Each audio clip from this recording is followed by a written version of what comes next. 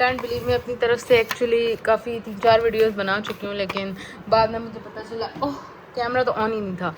अच्छा, अभी हम ये चीज़ देखने वाले थे कि जो फर्स्ट चीज़ हम देख रहे थे ना, वो how to choose a topic है। इस पर बहुत लंबी डिस्कशन मैं अपनी तरफ से कर चुकी हूँ, लेकिन क्योंकि आपको नहीं पहुँची तो हम इसको दोबारा डिस्कस करते हैं, ठीक है। एक सेकेंड यार। अच्छा, इसमें ये सबसे पहले आपको अपना गोल डिफाइन करना है। रिसर्च के सिर्फ 2 गोल्स होते हैं, सिर्फ 2 नहीं होते, काफ़ी सारे हो सकते हैं, लेकिन जो मेजर मुझे ब्रेकडाउन लगती है ना, मुझे लगती है वो ये है, वो 2 गोल्स होते हैं। आप रिसर्च क्यों करते हो? एक आप ये करते हो, क्या आप एग्जिस्टिंग लिटरेचर को स्टडी करते हो, उसमें से गैप्स आइडेंटिफाई करते हो और उन गैप्स की बेसिस पर कोई नॉवेलिटी इंट्रोड्यूस करवाते हो, कुछ नया लेकर आते हो, और फिर ये एकेडेमिया की एक कॉन्ट्रीब्यूशन बन जाती है। ये रिसर्च मोस्टली की जाती है मास्टर्स वगैरह करने के उस हवाले से, ठीक है। ये रिसर्च अगर आप FIP कर रहे हो तो ये रिसर्च पॉइंट ऑफ व्यू से जो FIP होगा वो इस कैटेगरी में आएगा। दूसरा जो रिसर्च का एक गोल हो सकता है पॉसिबल, ठीक है, कि आप रिसर्च कर ही क्यों रहे हो, ठीक है। वो दूसरा गोल ये होता है कि आप जो है एग्जिस्टिंग आर्किटेक्चर्स को स्टडी करो, उनमें से उनको रिप्रोड्यूस करो। उनमें से लाइक सबसे पहले ये कि आप उनको स्टडी करो, ठीक है।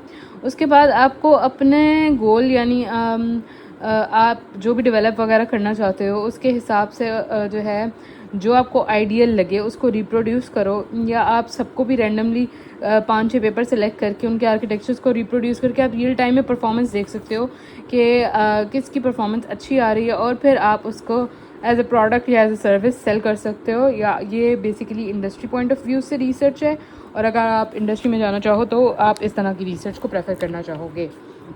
मतलब ये मेरा ओपिनियन है, मतलब ये कहीं से मैंने देखा नहीं है, ये मेरे माइंड में जो अंडरस्टैंडिंग है ऑफ रिसर्च क्यों की जाती है। सबसे पहले तो आपने ये देखना है रिसर्च ही क्यों की जाती है, ठीक है। तो रिसर्च के ये 2 गोल्स होते हैं। फिर उसके बाद अब ये चीज़ आती है कि जब आपको ये गोल्स क्लियर होंगे ना, तो इस हिसाब से आपको अपनी डोमेन जो है वो सेलेक्ट करना ईजी हो जाएगा, ठीक है। अब डोमेन सिलेक्शन देखो, सबसे पहले आपने ये डिसाइड कर लिया कि आपने आया है एकेडेमिया में ये वाला काम करना है, या आपने इंडस्ट्री में इसको एज अ प्रोडक्ट और सर्विस सेलेक्ट करना है, सेल करना है। अगर आप इसको एज अ प्रोडक्ट और सर्विस सेल करोगे ना, तो आप अपना इस लाइक एग्जिस्टिंग आर्किटेक्चर्स को लिटरेचर रिव्यू वाला जो काम है उसके ऊपर आप कम टाइम स्पेंड करना चाहोगे, और आप इस डेवलपमेंट के ऊपर एक्चुअल टाइम स्पेंड करना चाहोगे। ऑन द अदर हैंड, अगर आप ये काम करना चाहते हो ना कि आप एग्जिस्टिंग लिटरेचर में से गैप्स को आइडेंटिफाई करके कोई नॉवेल्टी इंट्रोड्यूस करवा के उसको पब्लिश करना चाहते हो और कंट्रीब्यूट करना चाहते हो रिसर्च में, तो उसके लिए आप क्या चाहोगे कि आप जो लिटरेचर रिव्यू है ना उसके ऊपर एक्सटेंसिव टाइम लगाओ। जब आपको नज़र आएगा ना कि ऑलरेडी कितना काम हो चुका है, तो आपके माइंड में एक अंडरस्टैंडिंग खुद ब खुद बिल्ड होती जाएगी, और आपको समझ आ जाएगा कि गैप्स क्या क्या हैं।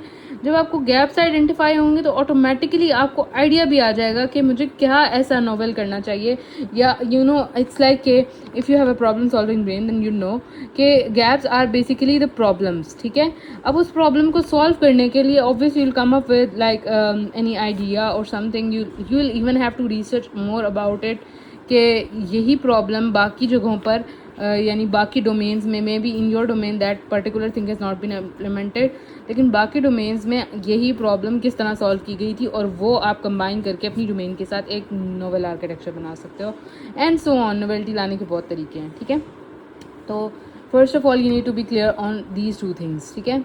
जब आप इस पर क्लियर हो, फिर आपको स्टडी करना है। ऑफकोर्स अगर आप AI में हो तो आपको AI तो इन्वॉल्व करनी है, ठीक है। तो अगर आप साइबर में हो तो आपको साइबर इन्वॉल्व करनी है, ठीक है। तो अब इसमें एक पॉसिबल जो है ना वो ये हो सकता है कि आप इसका ना एक्चुअली एक्सटेंड करेंगे हम इसको how to find the research papers में ही, कि आप ये अपना गोल डिफाइन करने के लिए भी एक रिसर्च पेपर जिसको बेसिकली हम बोलते हैं रिव्यू पेपर्स बोलते हैं वो, ठीक है।